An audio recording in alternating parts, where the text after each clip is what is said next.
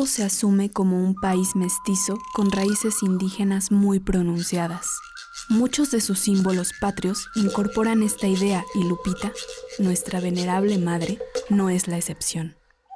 Y aunque la idea del pasado indígena se ensalza y mistifica en el relato nacional, la disparidad y exclusión de los 68 pueblos originarios que han nacido, vivido y muerto en la larga noche de más de 500 años pareciera ser asunto de tan solo unos cuantos, entre ellos Lupita.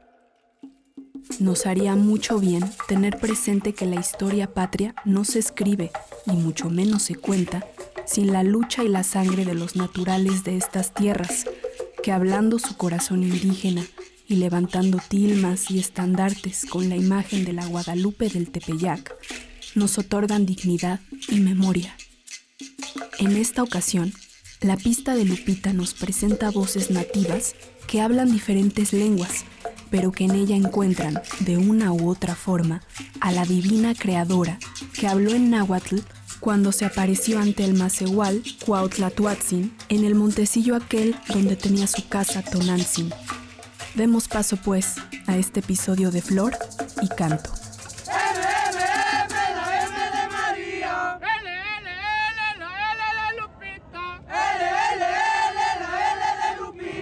Sí, de algún grupo indígena que somos los tzotziles, digamos, descendientes de tzotziles, pero pues lamentablemente nosotros ya no hablamos tzotzil. Oh, okay.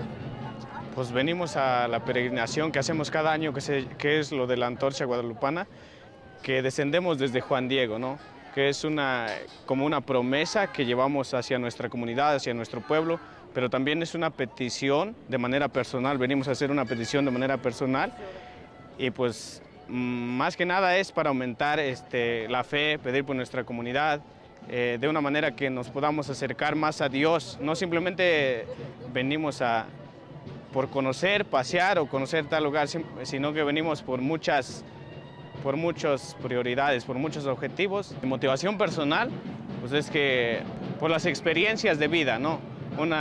Algunos de manera personal hemos tenido experiencias malas, vividas, sufrimiento, tristezas, dolor, y pues uno sale de eso y le da gracias a la Virgen por tanto. Entonces ella siempre nos ha protegido, nos ha concedido los milagros que le hemos pedido, y realmente pues venimos a agradecer, venimos a pedir, pero también venimos a dar. Venimos a pedir gracias a Dios, venimos a darle gracias a Dios de que nos concede con vida, y venimos a pedir también salud para nuestro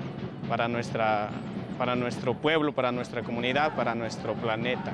Hay muchos vicios, por ejemplo, hay drogadicción, hay alcoholismo, hay separaciones entre personas, más que nada como pleitos y todo eso. Entonces, nosotros venimos en busca de la paz, ¿no? También por ejemplo, en la drogadicción. Sabemos que es algo que destruye familias y eso no queremos que pase. Venimos a pedirle a la Virgen que nos ayude con eso. Y pues realmente confiamos en ella, estamos confiados en su misericordia, en su bondad, en el amor infinito de Dios que pues sí nos puede salvar, y lo hemos comprobado de muchas maneras con la Virgen de Guadalupe. ¿Cuánto les tomó?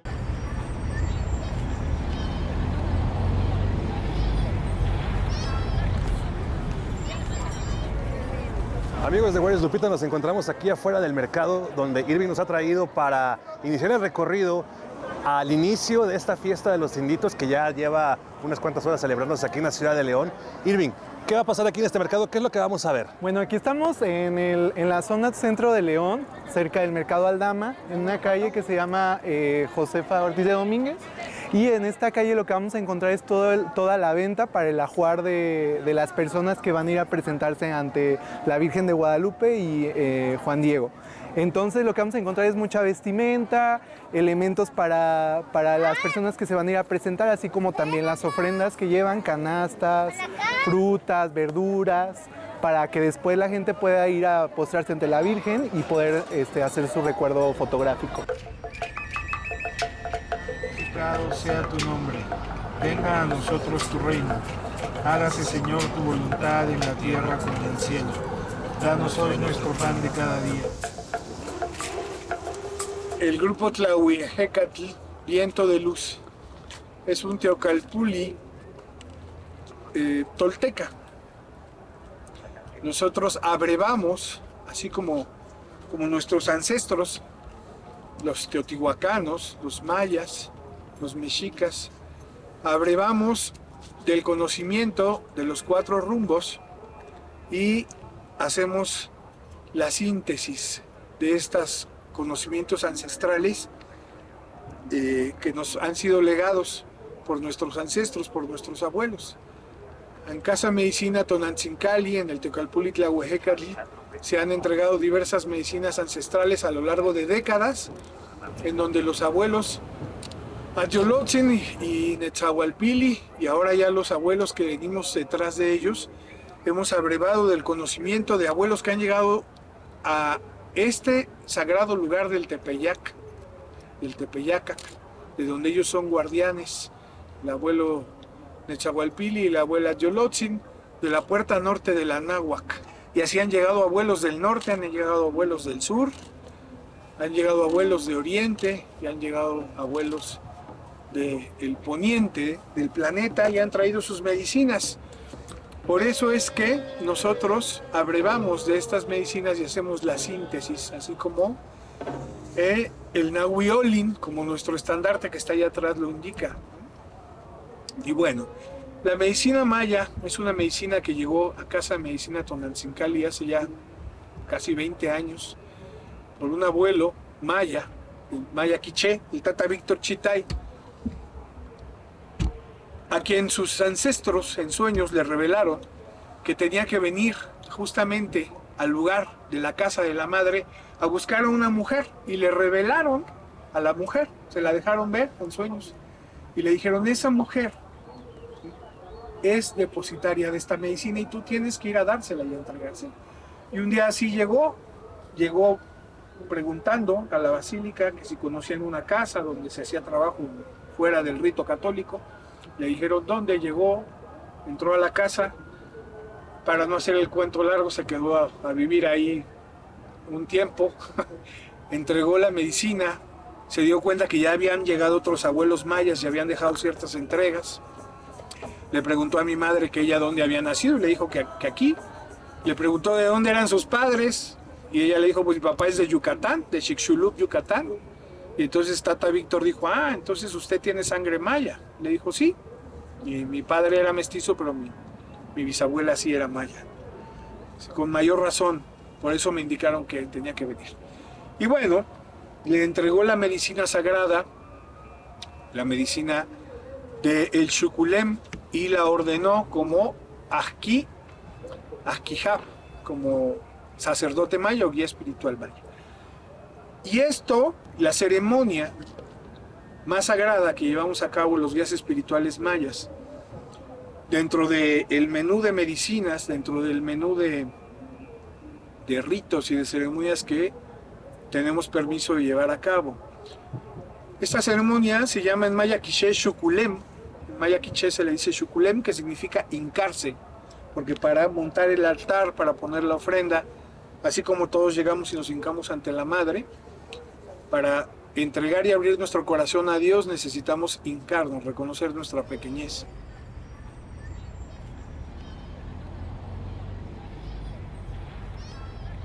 And in the middle of all that, how does Guadalupe fit? What is the connection to Guadalupe?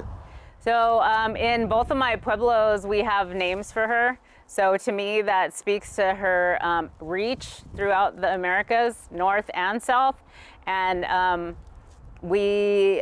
think we can relate to the indigenous aspect of her as Tonantzin. I would imagine that pre-colonially or post-colonially, I guess you would say, that we have names in our language for her, and I think that her power has traveled. It's transcended south of Mexico, it's transcended north up into our northernmost pueblos. Like in my village up at Taos Pueblo, they have a Tiwa name for her, and we acknowledge her, and I think it's that understanding that she is also encompasses the land and the earth, and she's feminine, and I think in the Western Christian patriarchal culture, I think indigenous people also need that balance and that reverence for the sacred feminine and the land. And I think for us, she embodies that.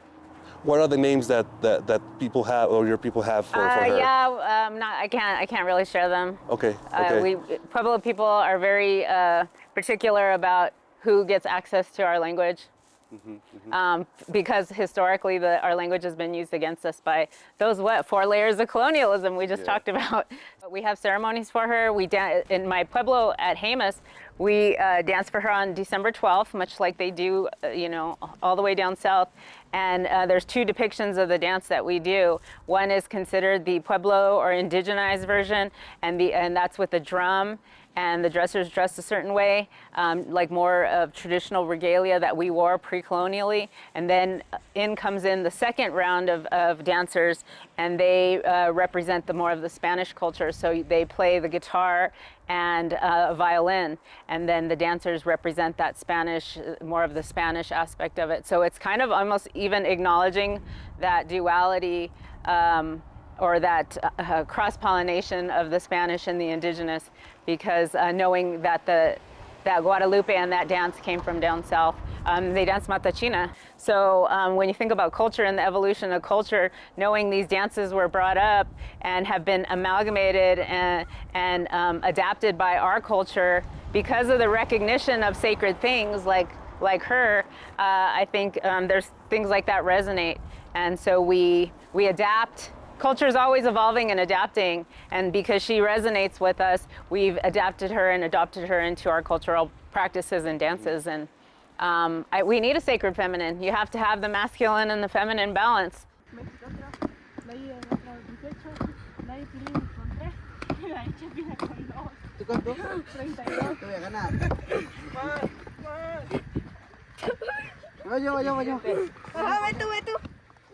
¿Y quién hizo los murales? ¿Quién le ayudó a alguien a la construcción? ¿Cómo fue este proceso?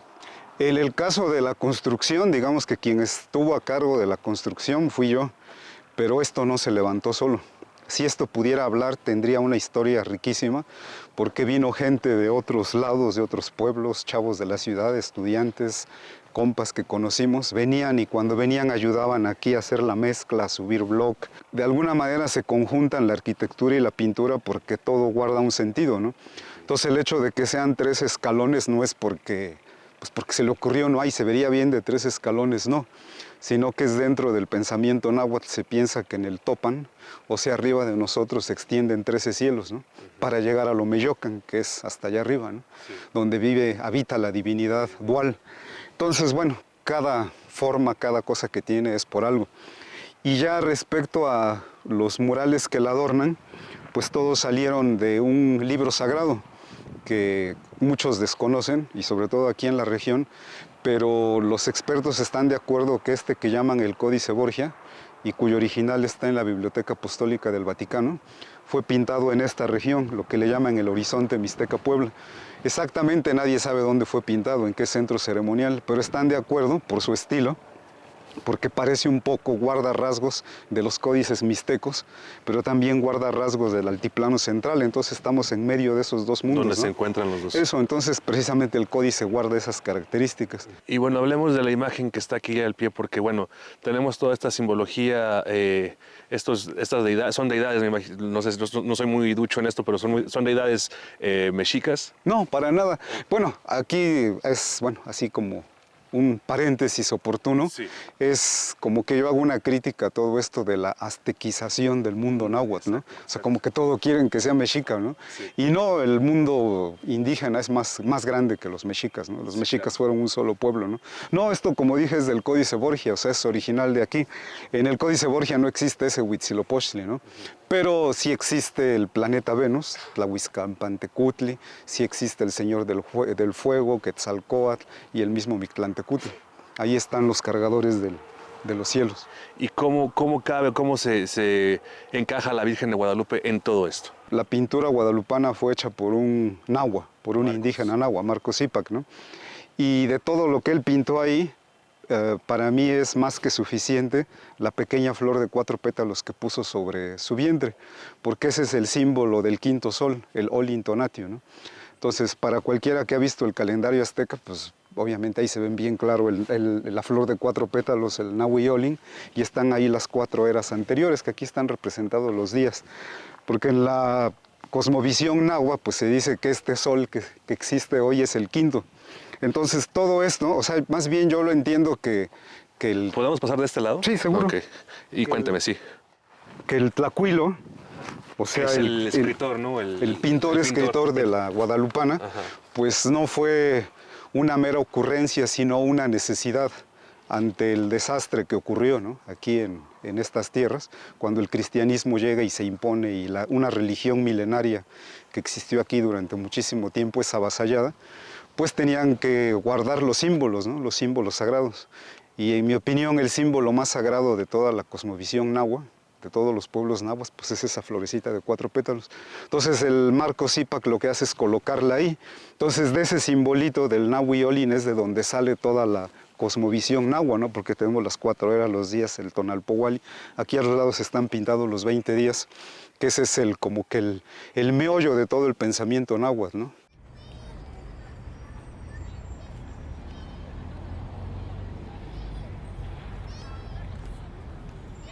For many of us who come from down south, it's sort of surprising to see a connection with Guadalupe and the local indigenous people here.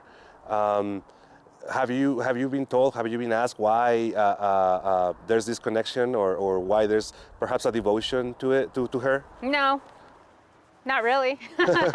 I think if you know, you know, and if you don't, I mean, then you got to learn. It's not my job to educate people that don't know. I mean, I guess I'm kind of doing that right now, but I think I'm probably preaching to the choir. But I think she's so iconic. I mean, you can't go anywhere in Mexico without seeing her. And all the way here, walk around Santa Fe, she's everywhere. I mean, she's like omnipresent, and that's just a testament to the resilience of indigenous people, that we're just like the flower in the concrete. We're never going to leave, and we're never going to go anywhere. And you can try to bury us, but we're seeds, and we're just going to keep growing and flourishing wherever we are, and just being excellent, frankly, because that's what we are. And that's why there's so much effort to eradicate our existence and to invisibilize us and dehumanize us, because we are so powerful, and our symbols and our spirituality continues to endure even after 500 years of colonialism. In the making of this documentary, we've encountered people who have said, you know, like, she's a product of mestizaje. I see the word right here, and I will ask you in a moment about the whole mural. But like, somehow told us like she's a Spanish invention, you know. No, I don't believe that. There's 2 factions, right? You get the indigenous Chicanos that say, usually very patriarchal, that say, oh, she's a tool of the colonizers. They made her up so that they could convert the people.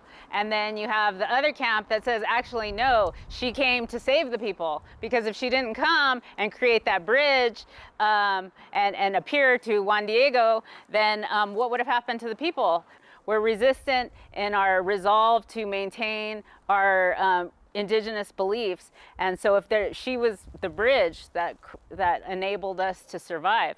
Because much like here, the Pueblo people were not willing to give up our way of life. That's why we had the Pueblo Revolt of 1680, which is like probably one of the first documented successful revolts against Spanish colonialism.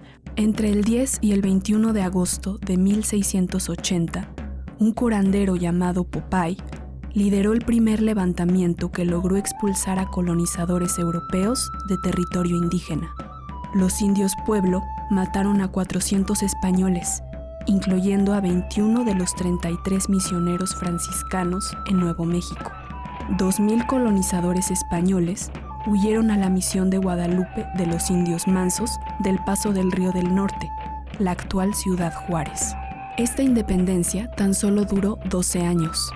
En 1692, al mando de Diego de Vargas, los colonizadores españoles rodearon la ciudad de Santa Fe y se reunieron con los dirigentes de los indios Pueblo para ofrecer clemencia a los que no se resistieran y volvieran a la fe católica.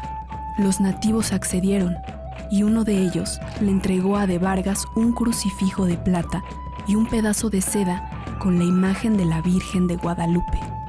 Esta es la primera mención documentada de Lupita en la historia de esta región. perhaps it wasn't Guadalupe like this, but there was a divine presence already here that she now might be we might have this depiction now, but for the indigenous people, they understood that this was just a continuation of a much historic presence, especially around the divine feminine, about the creation, the creator mother, the giver of life. No, and that's the thing. Like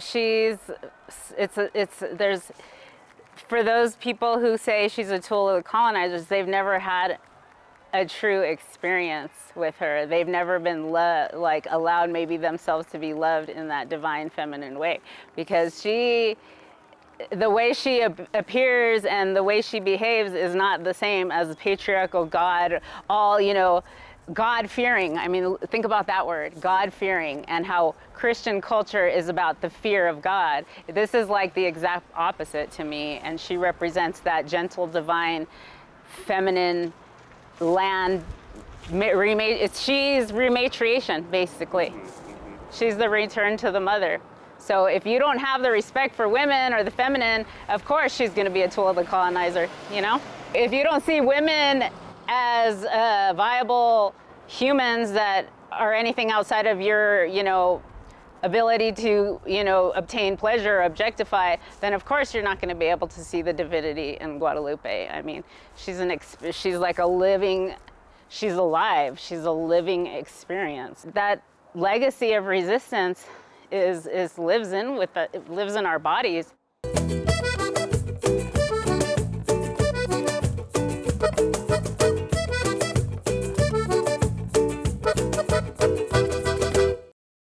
Así como la devoción por Lupita trasciende y une a pueblos indígenas de norte a sur de la isla Tortuga de Abya Yala, lo mismo ocurre con el proyecto colonizador que, ondeando la bandera del progreso, no conoce fronteras en cuanto a su trato a los pueblos originarios.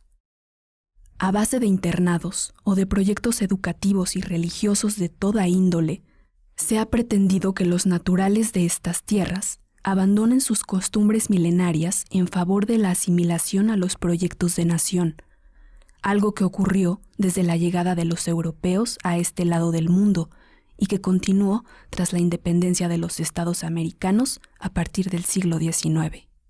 And then here is a symbol to the boarding schools. So in Canada, in New Zealand, in all these countries that were colonized by the British, by the English, you have residential boarding schools. And basically they forcefully took our children, they made them cut their hair, they had to not dress traditionally, they gave them white man's clothes. So the motto in the era of the 1800 boarding school era was kill the Indian, save the man. In Canada, they're currently exhuming bodies of Indigenous children behind residential schools. Here we call them boarding schools, there they call them residential schools.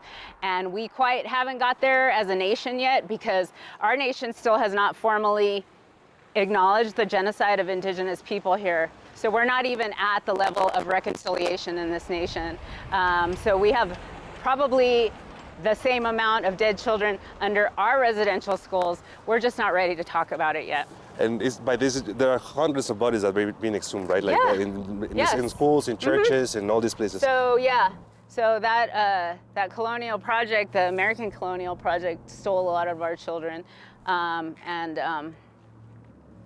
yeah, that's just a part of our legacy. And most Indigenous people in the United States are still have very close ties to people that were in boarding schools, like our grandparents' era or great-grandparents.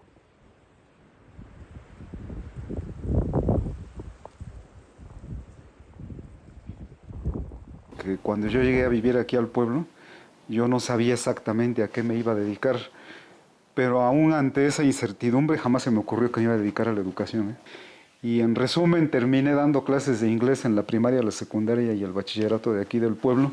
Pero después de un tiempo caí en la cuenta que hay un problema con la educación. A grado tal que hoy considero que es parte del sistema colonizador.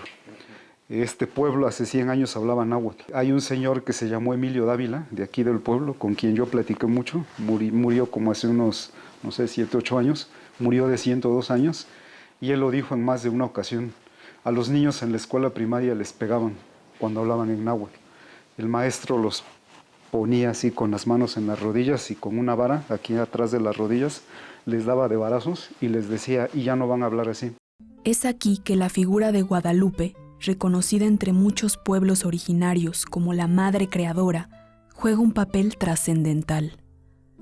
Si bien muchos la ven como una figura de imposición colonial, para muchos pueblos originarios, ella es un símbolo de permanencia y resistencia. Aun cuando se les cortó el cabello, se les vistió como los hombres blancos, además de buscar extinguir su lengua, lo que se suma a la industrialización en la que se vieron envueltas sus formas de vivir y sustentar su vida.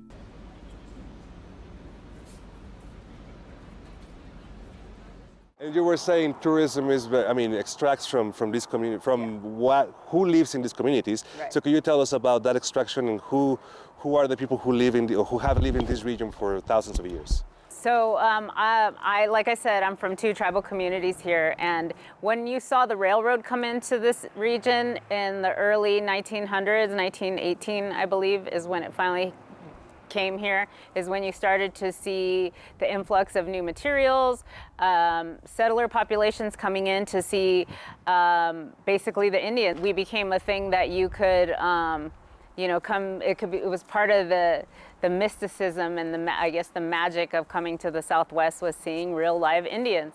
So with that came indigenous people being forced to move into a cash economy. Take jobs, leave our agrarian lifestyles, leaving our lifestyles in favor of a cash economy, which actually made us pretty industrious, because then things we created that were utilitarian, like pottery, vessels, or garments, then we created them to make money.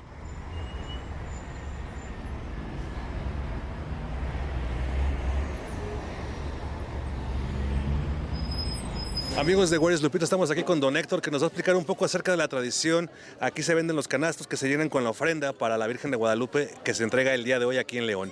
Es para visitar a la Virgen de Guadalupe hoy 12 de enero. Y pues no es tanto ponerle verduras, también le pueden poner panecitos, carne, fruta, no tiene que ser a fuerzas verduras. Pero la tradición pues siempre ha sido así. ¿Y usted le ha llevado alguna canasta a una charola a la Virgen? Antes sí iba de indito, pero ahorita ya pues por el tiempo y que a veces estoy solo aquí, pues ya no tenemos tiempo de ir a visitar, pero van mis sobrinos. Hola amigos de Juárez Lupita, ahora nos encontramos con don Arturo aquí, que vende atavíos, que vende ropa para la celebración, para que los niños y las niñas se vistan para ir a ver a la Virgen. Don Arturo, ¿cómo está? Mucho gusto. Mucho gusto. Lo agarramos tejiendo, ¿no? Sí, nos dedicamos a toda la artesanía. En Michoacán, casi la mayoría de los pueblos casi prácticamente indígenas, nos dedicamos a la artesanía. ¿Qué pueblo indígena son ustedes? De la zona lacustre de Michoacán. Okay. ¿Y tienen algún nombre del...? Jaracuaro se llama. Jaracuaro. Originario de Jaracuaro. ¿Desde hace cuánto tiempo viene desde Jaracuaro para acá? Desde el año 2001, más o menos. ¿Y cómo fue que inició su tradición o su peregrinaje hasta León para venir a esta fiesta cada año? Para trasladarnos, pues yo creo que mis tíos o mis papás, ellos ya venían antes. Y ellos ya no podían venir y pues nos empezaron a traer desde niños. Y yo nada más venía así como de paseo, pero ya después me gustó y empezamos a venir a trabajar. Pagamos mucho la manta, que es algodón, pero es en crudo. Y lo otro también es algodón, pues se llama popelina. Y ahí hacemos los bordados en punto de cruz, hilván, diferentes tipos de bordado. ¿Y usted es creyente de la Virgen? Sí, mucho. ¿Qué le pide? ¿Cómo le reza usted a la Virgen? Pedirle lo normal, pues que nos eche la mano, que nos ayude, nos encomendamos ahí en el viaje y para empezar a vender también. Lo que le iba a preguntar es referente a cuando usted empezó a vender aquí, la ropa o lo que vendiera igual a lo que vende ahora o sí, era diferente. No, es exacto. Van cambiando los diseños, No, esa era mi porque pregunta. nos vamos actualizando, porque normalmente traíamos un bordado que era casi flores exclusivamente, ya sea para niño o niña, y ya después empezamos a hacer ya la cruceta que aquí le llaman, y allá le llamamos punto de cruz, y ya luego ya los nopales y con la Virgen. Pero la gente, por ejemplo, las trenzas, todo lo que usan como indumentaria tradicional de allá de Michoacán, acá lo aceptan y lo usan también como parte de la tradición. En parte, porque allá lo único que cambia aquí es lo que es la falda de las niñas, todo lo demás es lo mismo. Allá se usa mucho una falda negra plisada y adelante, lleva adelante un delantal o un mandil bordado o con mucho encaje. ¿Y son muchas las familias que vienen de allá de Michoacán? Porque varios veo que... Veníamos varios, porque se llenaba la plaza, incluso acá en el respaldo se llenaba todo. Pero pues yo creo que estas tradiciones han estado bajando mucho, porque ya prácticamente de unos 6 años, 7 años para acá ha disminuido el traslado de la gente de las comunidades de nosotros para venir a vender acá. Una porque son muchos los gastos y otra porque pues también ha bajado la venta.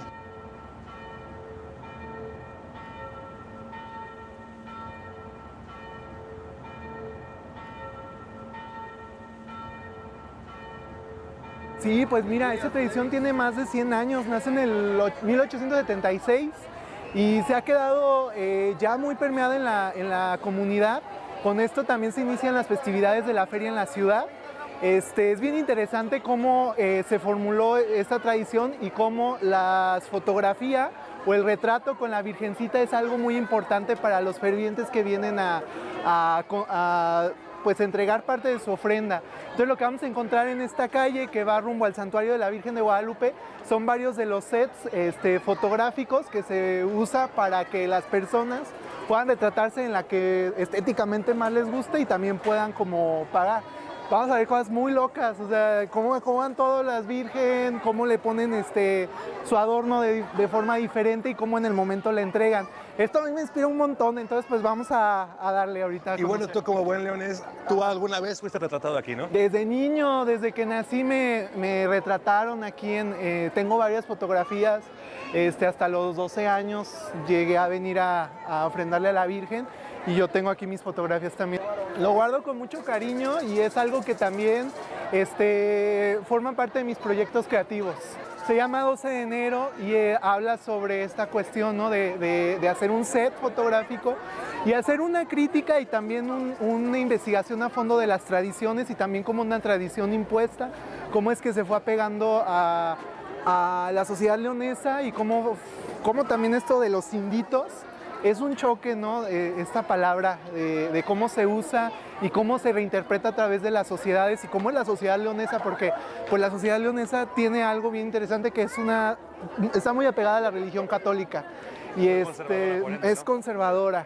Entonces lo que vamos a encontrar, ¿no? Varias cosas en torno a ello. A mí lo que me gustaría trabajar es hacer un set con esta libertad, con este tema también relacionado con lo queer y hablar de las no binariedades porque también eso se juega mucho en las fotografías, el niño en el caballito, la niña en el comal y todas estas cosas que sucedían y que suceden y cómo traerlas al presente y hacer otras cosas diferentes porque pues como comentamos la Virgen está en todos lados. Okay, y hablabas también de la palabra indito, o sea, eso también choca mucho porque pues a final de cuentas pues se podría hacer hasta como un tipo de apropiación o en otros lugares se habla así como de red face, de que se hacen pasar por lo que no son, ¿no? Y se apropian una cultura y también se habla o esta palabra se usa como de manera hasta despectiva en ciertas formas, ¿no? Y pues aquí, pues aunque se toma como con normalidad y con cierto respeto, pues aún así la palabra pues tiene como este sentido que podría ser como, pues que podría afectar, ¿no?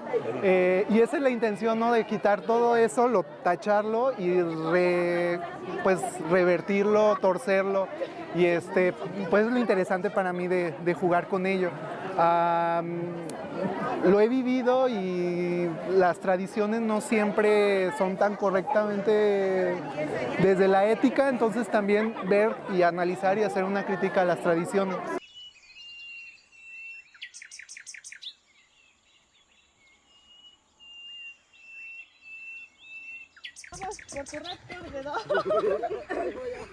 Y en ese proceso, en esos años, ¿cuándo es que ves en Guadalupe o en Tonantzin, no sé, alguna forma de manifestar o de expresar este movimiento que tú tienes aquí o esta organización o centro que tienes aquí en Huitzilopochtli? Yo de joven rechacé a la Guadalupe.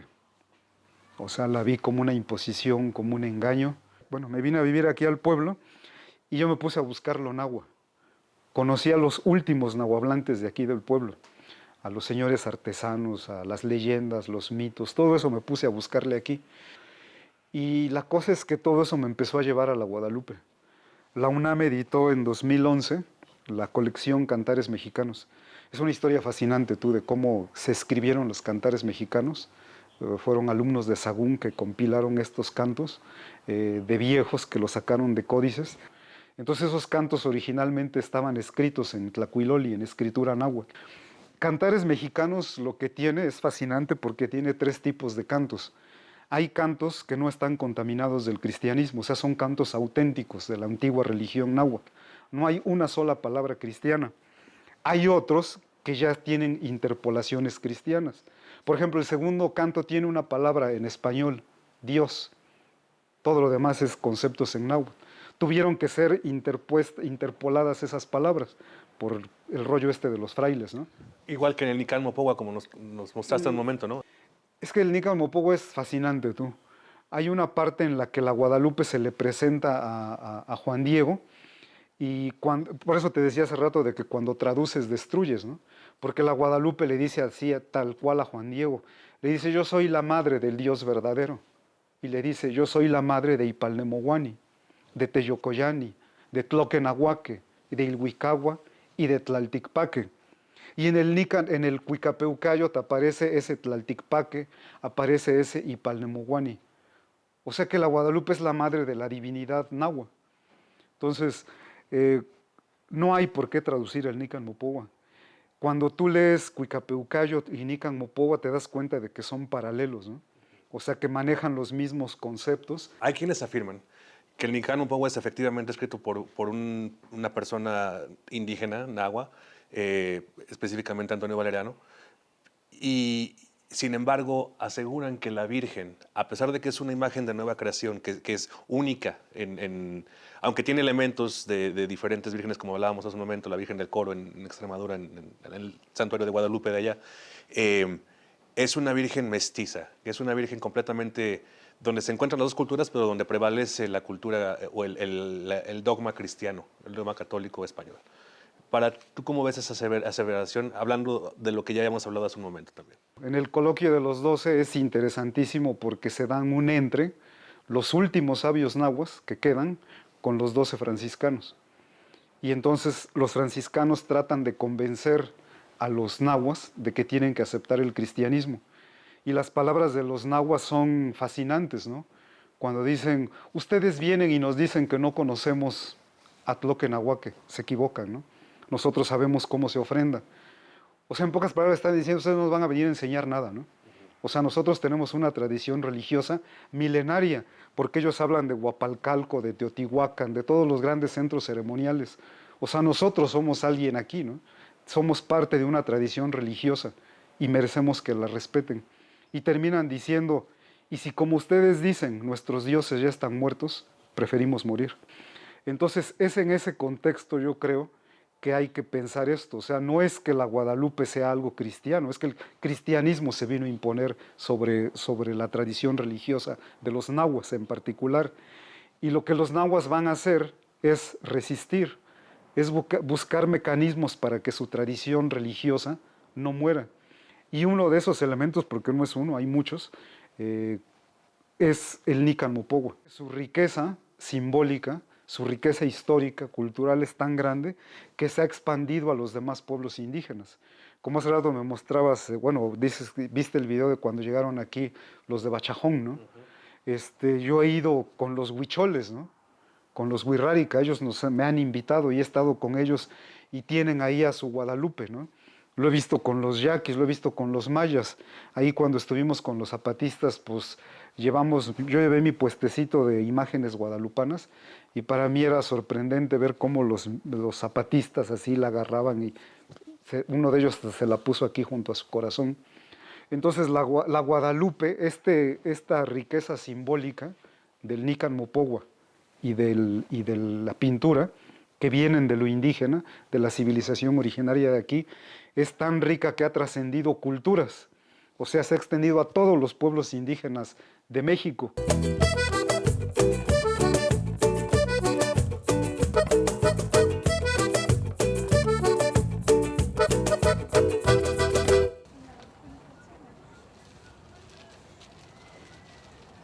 Los mayas observaron el universo durante siglos, mucho más tiempo que las demás civilizaciones ancestrales, incluso las que no son americanas.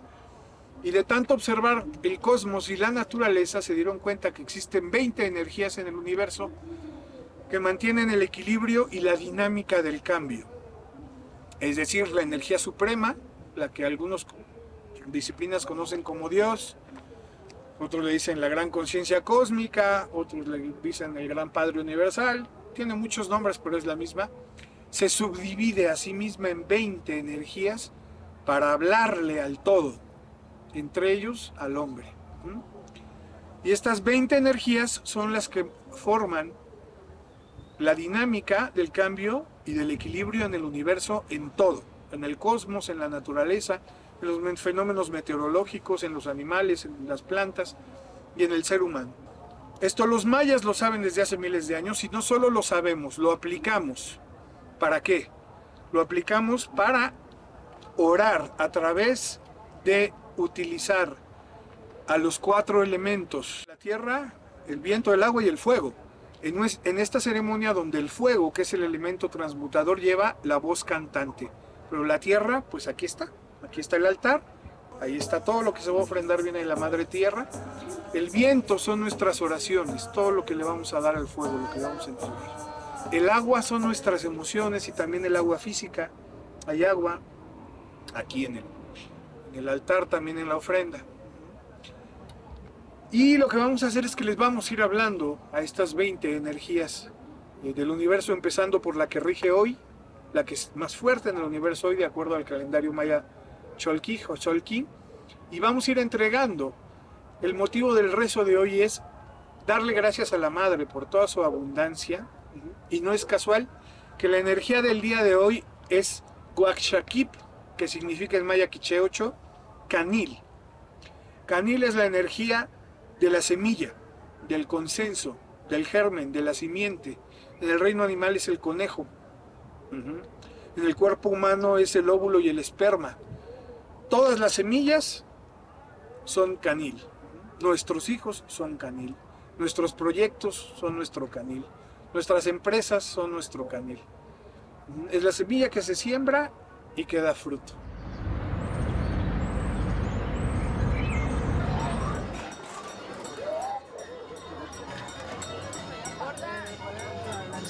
Muy buenas tardes, amigos de Juárez Lupita. Nos encontramos aquí afuera del Santuario de la Virgen de Guadalupe en León, donde la gente ya está llegando, se está aglomerando para tomarse la foto y para irse a darle ofrenda a la Virgen. Y aquí nos encontramos con una familia que, bueno, aquí la mismísima la Virgen, una pequeñita que se vistió de Virgen, otro pequeñín aquí que está vestido de indito y, bueno, con su mami, que nos va a platicar un poco acerca de lo que están haciendo aquí hoy. ¿Cómo está? Mucho gusto. Pues mi hija, que este año quiso vestirse ya de la Virgen de Guadalupe porque les ha gustado mucho. Los dos la ven y es como sonreír mucho. Ella fascinada con su vestuario, ir a visitar a la Virgen de Guadalupe. ¿Y desde cuándo, bueno, usted participó alguna vez de esto? Sí, desde que era niña, mis papás, pues tradición, año con año me traían a visitar a la Virgen, ahora me toca a mí como mamá. ¿Y qué le pareció la idea? Pues hasta ahorita se quedan sorprendidos porque nadie viene vestido así, entonces sí es como algo no un poco común. ¿Cómo se llaman sus hijos? Y Yali, Saraí y Yaret Eduardo. Y bueno, ¿qué edad tienen ellos? Tienen 5 y 3 años. Y bueno, cuéntame, ¿de qué estás vestida hoy? De la Virgen de Guadalupe. ¿Y por qué te quieres vestir de la Virgen de Guadalupe? Para que me vea igual que ella. ¿Cómo te sientes de verte igual que ella? que me encanta vestir de la Virgen de Guadalupe. Bueno, aquí estamos, amigos, donde nos van a tomar un retrato en uno de los sets fotográficos que se ponen aquí a las afueras del Santuario de la Virgen de Guadalupe, en este festejo donde los chicos vienen, las familias vienen, se toman retratos, como tú alguna vez lo hiciste, ¿no? Sí, yo creo que aquí la mayoría de los leoneses alguna vez se han tomado una foto en el set de niños, de infantes. Entonces, en mi infancia a mí me tocó tomarme esta foto y hasta como los 10 años y pues ya tenía rato que no... ¿Esta va a ser la primera vez que lo haces desde entonces? Sí, o sea, me había tomado en la basílica, pero acá desde que era niño.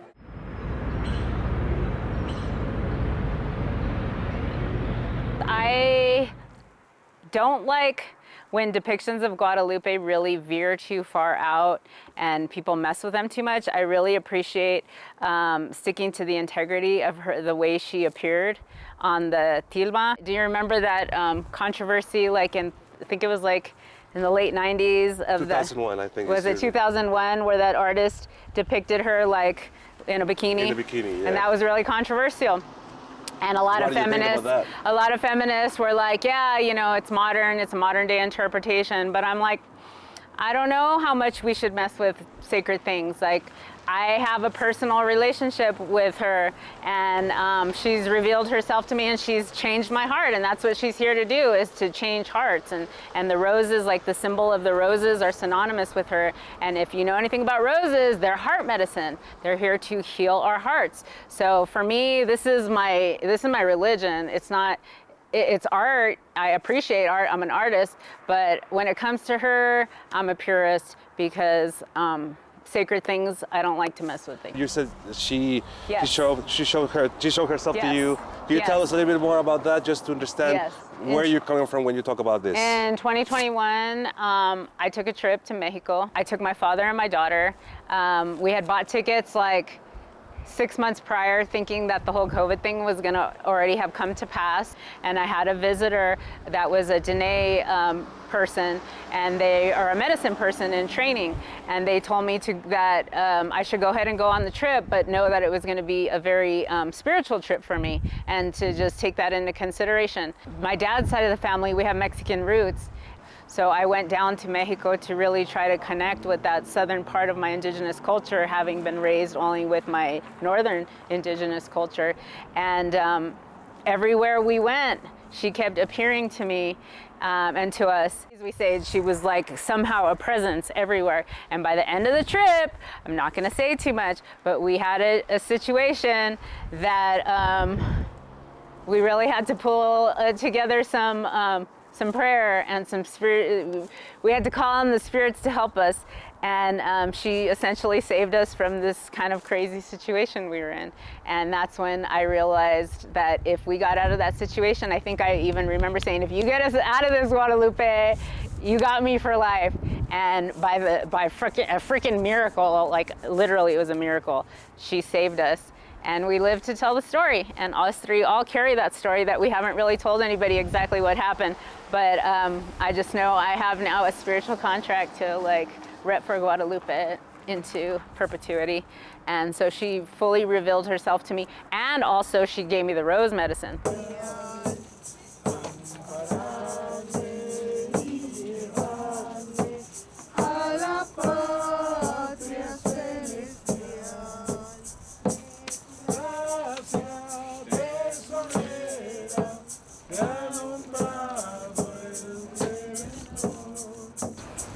Incluso antes de los mexicas veneraban a la madre Tonatzin, pero los toltecas en este cerro veneraban a la Cihuacóatl. O sea, a la madre se le ha venerado aquí desde hace miles de años. Y aquí en Tola hay un río que venía escondido en un acueducto, el río Tlanepantla, y desembocaba justo aquí, en donde empezaba la calzada de los Mixtecos. Entonces Guadalupe significa en árabe, que es el nombre de un río que está en la sierra de Extremadura, allá al norte, al sur de España, lo que la parte que los árabes, significa eso, río escondido.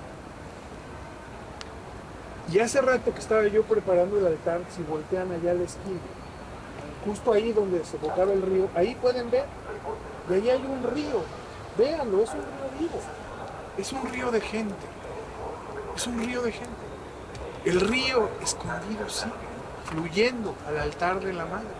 Y nosotros estamos haciendo esta ofrenda ahorita de frío, de cansancio, porque en realidad lo que ella nos está pidiendo es que ayudemos energéticamente a todas esas gentes a llegar a su altar.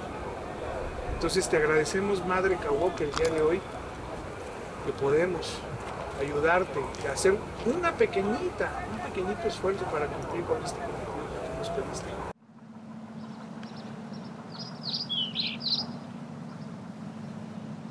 Lo que está ahí es el mundo náhuatl, ¿no? Encerrado. Ha estado encerrado durante 5 siglos. Son como una especie de, no sé, de dos cosas que están así, ¿no? El Nican Mopohua y la pintura. Guardan un secreto, guardan un mensaje. ¿Cuándo va a ser revelado ese secreto? Pues yo pienso que llegó el tiempo, ¿no? En este nuevo contexto geopolítico en el que estamos, ¿no? Es el tiempo de nuestra civilización y de la cual todos somos parte. Yo, por ejemplo, conocí una chava de filosofía de la UNAM, por cierto, que dice que unos danzantes no la aceptaron por ser blanquita, que le dijeron, hagas lo que hagas, tú nunca vas a ser mexica, ¿no? Porque eres blanca. El mundo indígena, lo náhuatl. No importa que por fuera te vistas como quieras, ¿no? No importa que seas del color que sea, no importa qué lengua hables, lo que importa es ¿no? Cómo lo ves, cómo lo entiendes el mundo, cómo te relacionas con él.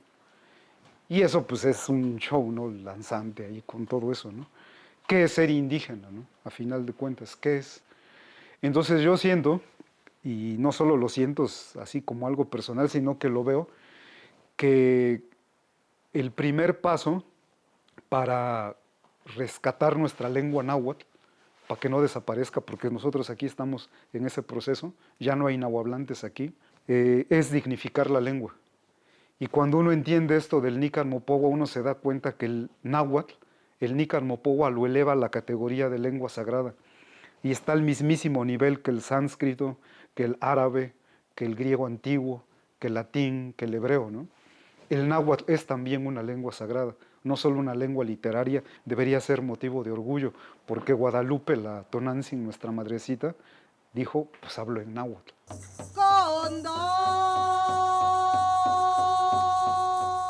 Ajao Cahuoc, Madre Cahuoc, tú eres la tortuga y eres la tormenta, eres la flor y eres el fruto, eres la comunidad, eres la comadrona, eres la sagrada energía femenina del universo, eres Santa María de Guadalupe, eres la Cihuacóatl y eres Tonantzin, eres la Tara Verde, eres Ayari, eres la Madre Tierra, eres la Pachamama, tienes muchos nombres, pero hoy estamos aquí en tu sagrado altar, Santa María de Guadalupe, agradeciendo con este toj, con estas galletas, con este patrocinio, con esta ofrenda, el que estemos aquí regresando un poquito con nuestro frío, con nuestro cansancio, con nuestra oración, de todo lo que tú nos das. Gracias, Guadalupe. Acompáñenos en nuestra próxima emisión. Y si saben dónde anda Lupita, manden un mensaje o usen la etiqueta #Where'sLupita en Instagram.